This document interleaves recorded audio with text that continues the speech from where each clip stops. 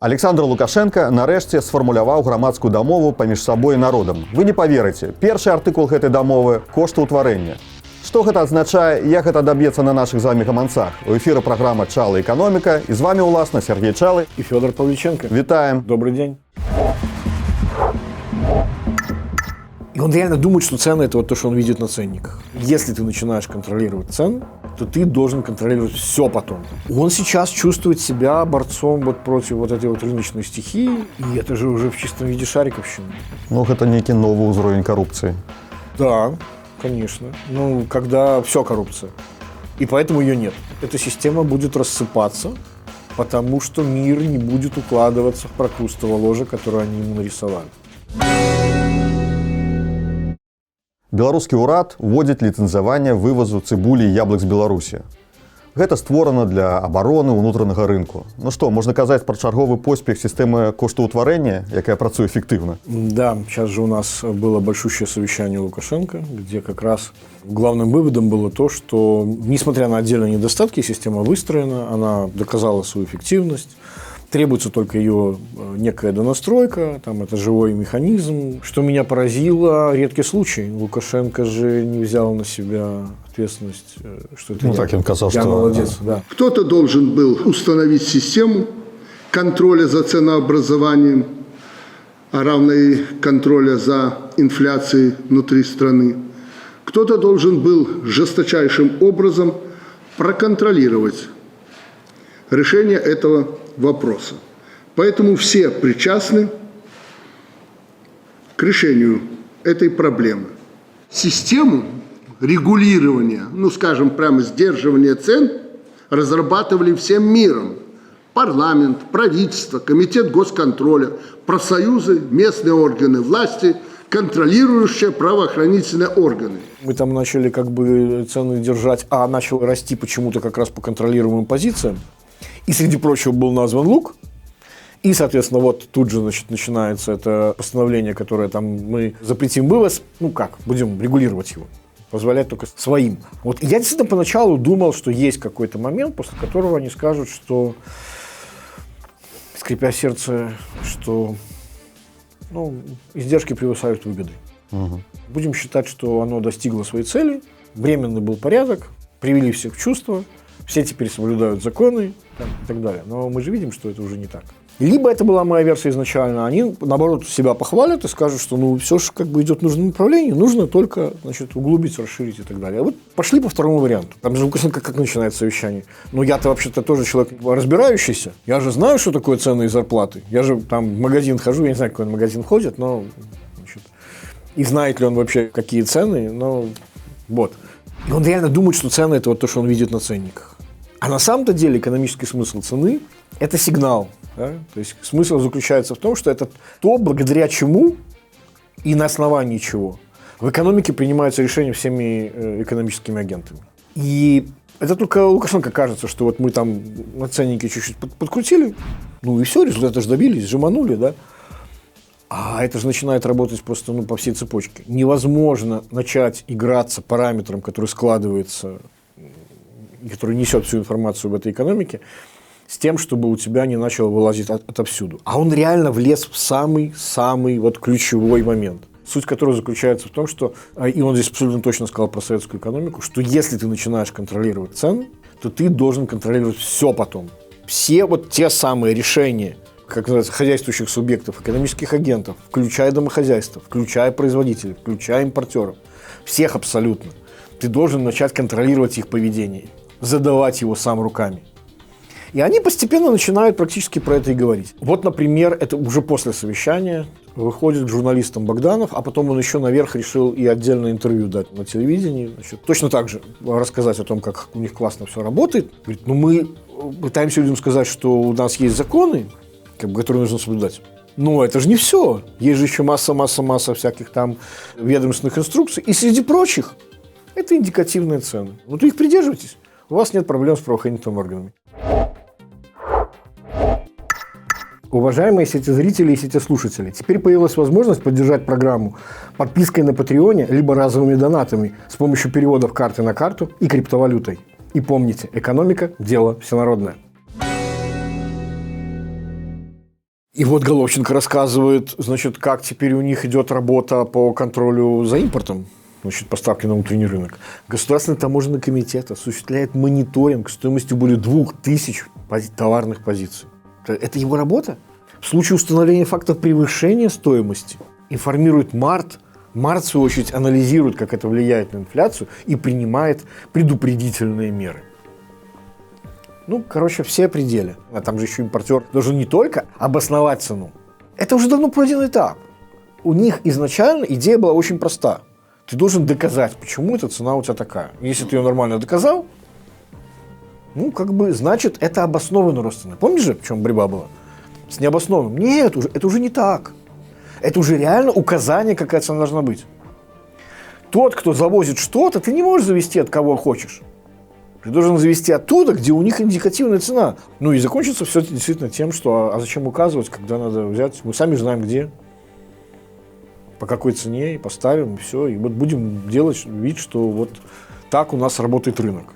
И это все у них называется защитой рынка.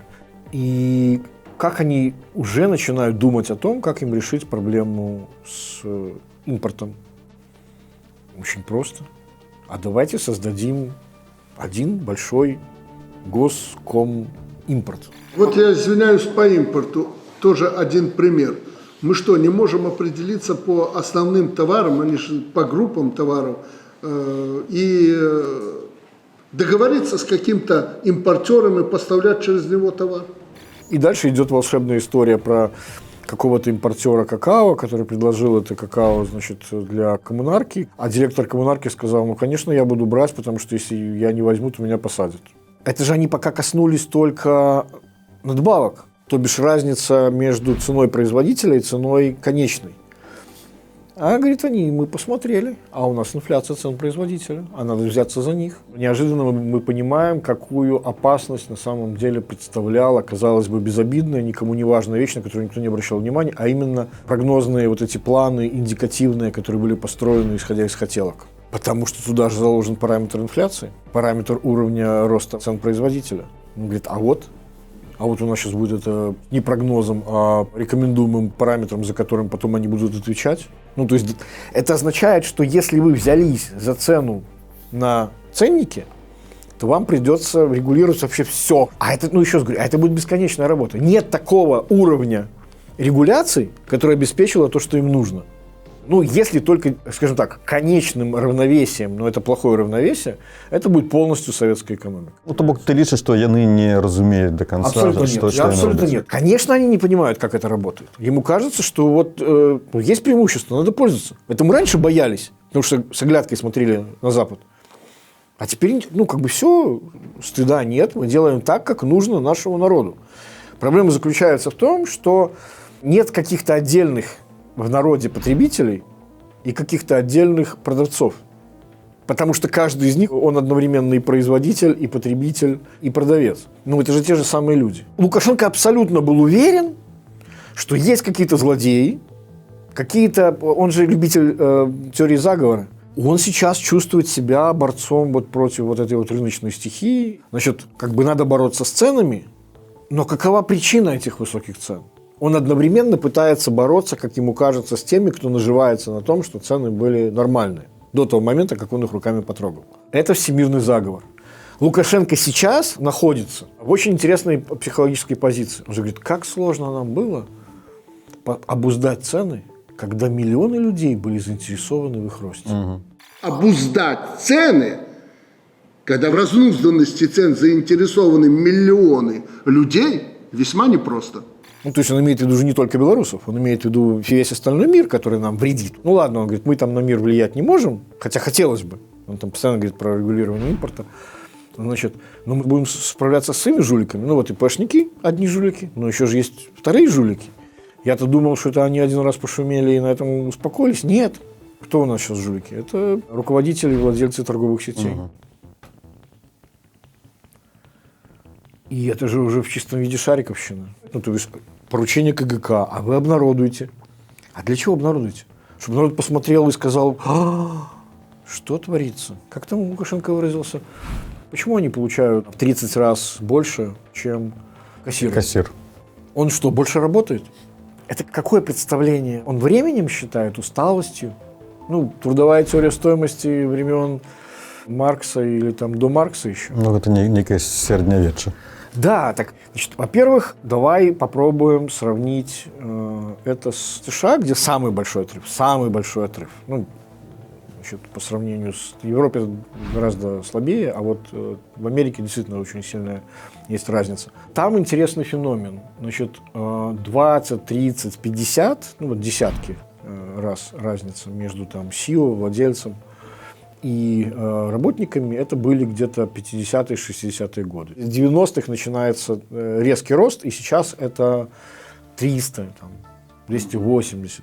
В свое время даже пытались выводить теоретически, какой уровень должен был бы быть, не очень понятно, каким образом, но тот же Питер Друкер, гуру маркетинга и менеджмента, он говорил, что я в 70-е годы, когда писал, я считал, что 1 к 25 – это вот такой приличный, значит, параметр. Вот. Ну, то бишь в этом смысле Беларусь, в общем-то, как бы, ну, попадает в этот диапазон, который чуть ли не там считался нормальным для Америки. Тому ты лишь, что гандлевые сетки корректно пораўноўваюць. Ну а что у нас еще компаниями. есть частного? Это одна из действительно настоящих рыночных, настоящих конкурентных и действительно с очень невысокой уровнем рентабельности отраслей. Ну, конкуренция там и Да. эффективность. Да, высокой конкурентной среде, на самом-то деле.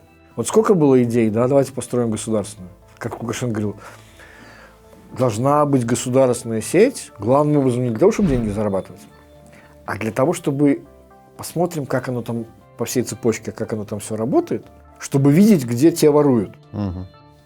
И анекдот был в том, что у ГОСа все время получалось дороже. Все время получалось дороже. Никогда не получалось нормальной рентабельной сети. Потребкооперация бралась несколько раз там, и прочее все эти вещи. Да? То есть, вроде бы как там и жулики, но почему-то у этих жуликов, значит, прибыль и ниже цены, а у них дороже и в убыток. Ну, вот такие вот хитрые жулики. И вот эта вот история с единым импортером, мне кажется, она вот в это.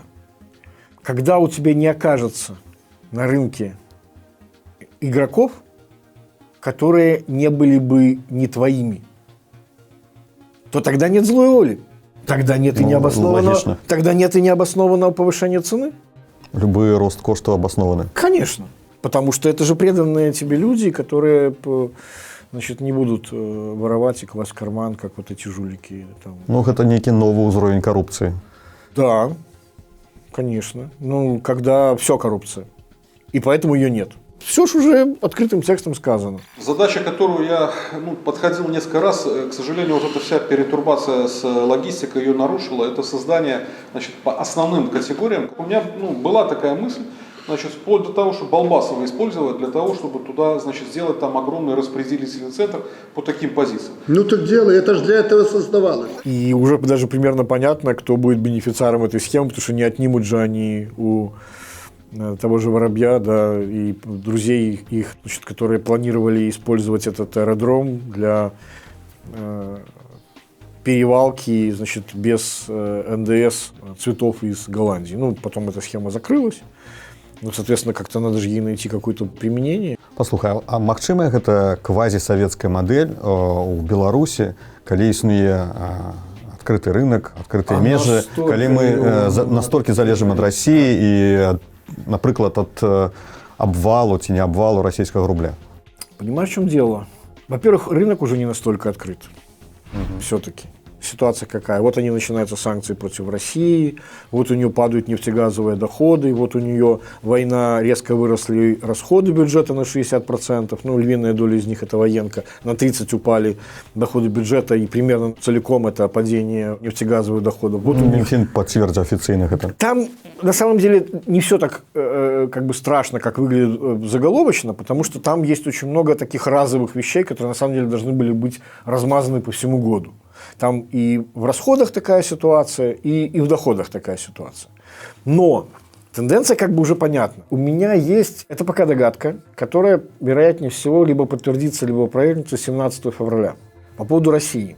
Россия отложила публикацию дезагрегированных данных по промышленному производству и по розничным продажам. Так вот, я думаю, что там в России будет очень серьезное падение промышленного производства и розничных продаж. Я думаю, что уровнем Ну, если брать ближние, то как минимум, то есть не позднее 2020 года коронавирусных времен. Вот. И то, что они сейчас делают, они спрячут все эти данные, когда 17 числа у них будет результат по ВВП в целом. Вот. Ну и плюс, еще раз говорю, как мы понимаем, есть история, связанная с тем, что санкции начинают работать по принципу ограничения доходов российского бюджета, валютных поступлений. Тот же Дима в своих интервью начинает говорить, ну там, понимаете, там будет сложный механизм влияния вот этих санкций там, через вот макро, через падение ВВП, через сокращение внутреннего спроса. Но мы же понимаем прекрасно, как они повлияют. Ну, там же все написано открытым текстом. Ограничение потолка цены на нефтепродукты, значит, не распространяется на нефтепродукты, произведенные из российской нефти. Я уверен сейчас, как, знаешь, как вот тут хочется сказать, вот тут-то карта и поперла, да? И совершенно очевидно, что белорусских нефтепродуктов станет все больше. Да, и если, скажем, загрузка росла до 80% от привычного уровня, то, я думаю, там мы увидим... И 150. Да, ну, 120 точно, да, когда у нас, помнишь, в лучшие годы по 22 миллиона тонн российской нефти перерабатывали.